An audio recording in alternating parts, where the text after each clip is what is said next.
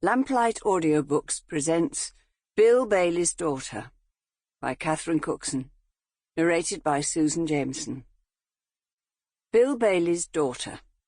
In this, the third novel of a trilogy, the atmosphere in the Bailey household was alive with anticipation. It was not only because Christmas was approaching, or even that Bill Bailey was tackling the biggest project of his career. No, all the excitement was because in 2 weeks' time Fiona Bailey would give birth to a baby.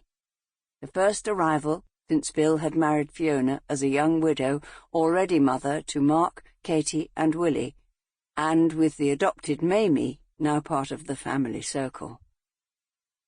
But however much they looked forward to the event, there was the niggling concern of emotional adjustments to be made, and how this new arrival would stretch the established relationships that had been so carefully nurtured. Suppose something went wrong?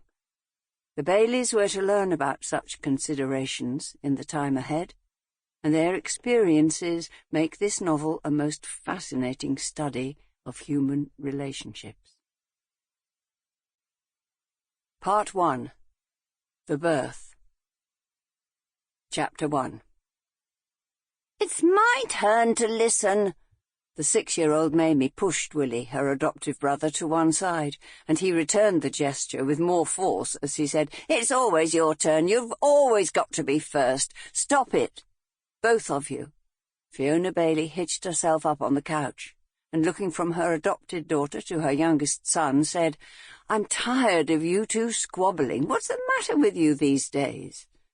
She looked at the round-faced, curly-haired child whom she'd spoilt somewhat more than her own children because of the circumstances under which she'd come into the house. Her father had been one of Bill's men, a lad he'd trained himself in the building business, and in whom he'd taken a most fatherly interest, seeing in the boy a replica of himself when young. And when a car accident had wiped out the little family, with the exception of Mamie, who was then 3 years old, he was devastated, more so when the child's grandparents showed no intention of taking on the responsibility of their granddaughter.